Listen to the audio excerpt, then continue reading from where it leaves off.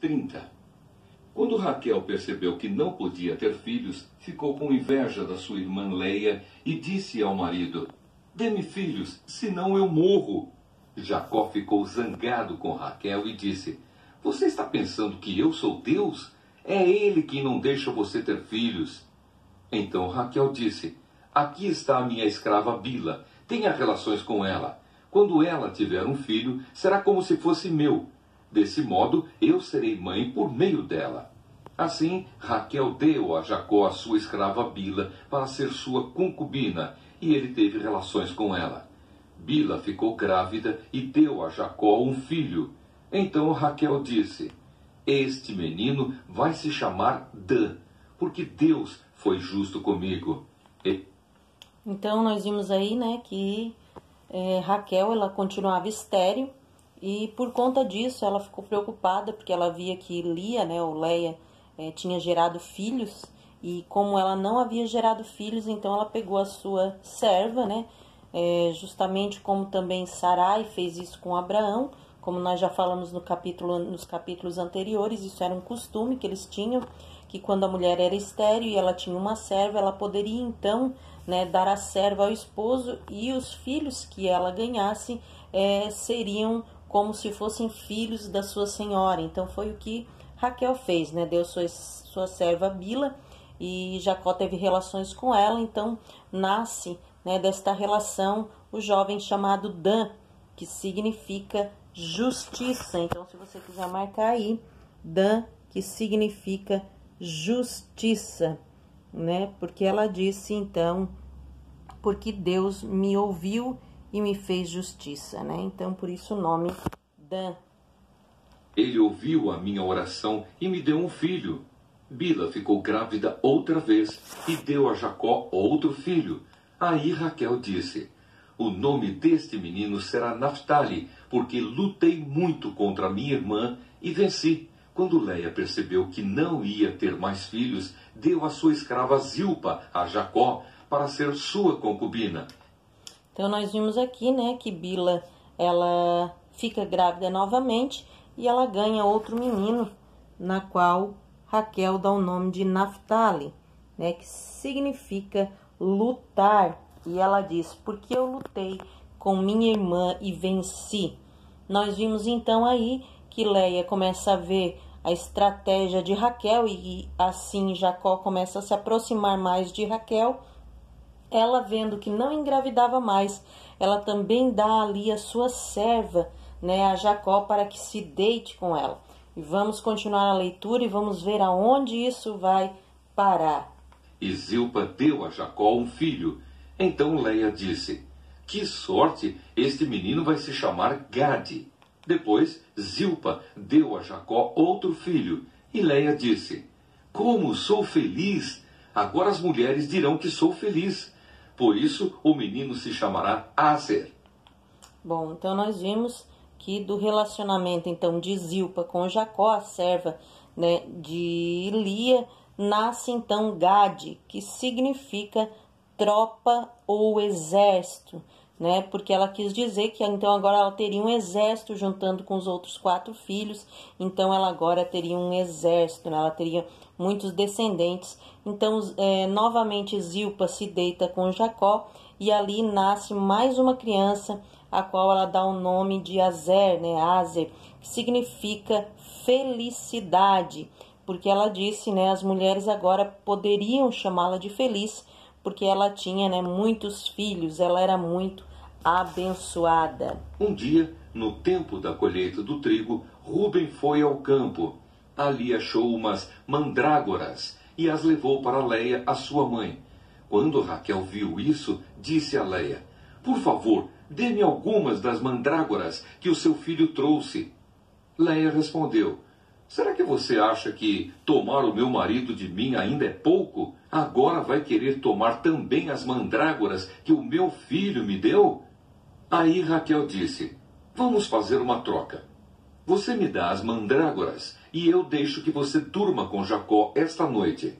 De tardinha, quando Jacó chegou do campo, Leia foi encontrar-se com ele e disse: esta noite você vai dormir comigo, porque eu paguei para isso com as mandrágoras que o meu filho achou. Naquela noite Jacó teve relações com ela. Deus ouviu a oração de Leia e ela ficou grávida. Bom, aqui nós vimos, irmãos, essa passagem que fala das mandrágoras.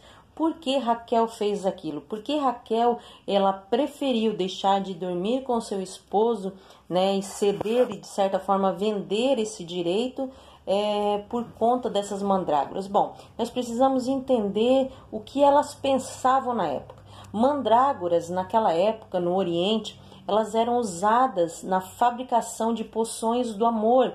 E eles acreditavam que a poção, né, que o suco dessas mandrágoras auxiliava na concepção de filhos. Raquel, ela acreditava piamente nisso, né? Então, e eu creio que Deus, para mostrar que não devemos acreditar nessas coisas, nessas superstições, Deus, ele faz o contrário, né? Ele ainda pega, Leia não tinha mais filhos, e aí ele mostra a Raquel que não seriam mandrágoras que iriam a engravidar, mas sim o poder de Deus, porque ele é o único que tem o poder de tirar e de dar a vida, sendo que ela toma a poção de mandrágoras e nada acontece, enquanto Leia ou Lia, ela se deita com seu marido, apesar de não ter tido gerado mais filhos. Naquela noite o Senhor abre a sua madre novamente e ela tem um filho, para provar que não existem poções, não existem nada e nem ninguém que possa fazer o que só Deus faz, que é dar e tirar a vida. Deu a Jacó um quinto filho. Então Leia disse: este menino se chamará Issacar, pois Deus me recompensou por ter dado a minha escrava ao meu marido. Bom, aí nós vimos então, né, que ela novamente fica grávida e ela tem mais um menino, na qual ela dá o nome de Issacar, que significa salário. Por quê? Porque ela diz: o Senhor me recompensou. Então, Leia tem mais um filho chamado Issacar. Depois, Leia engravidou pela sexta vez e deu a Jacó mais um filho e disse: Deus me deu um belo presente. Agora o meu marido vai ficar comigo, porque lhe dei 6 filhos. Por isso, ela pôs nele o nome de Zebulon. Então, nós vimos que mais uma vez, né, apesar de não ter tomado essas mandrágoras e Raquel ter tomado, Raquel então não teve filhos, passou o tempo do efeito desta tal porção e Leia consegue mais uma vez engravidar e dar o nome dessa criança de Zebulon, que significa ele me honrará. Por último, Leia teve uma filha e lhe deu o nome de Dina. Então Deus lembrou de Raquel. Bom, nós vimos então, mais uma vez aparece aí Dina, né?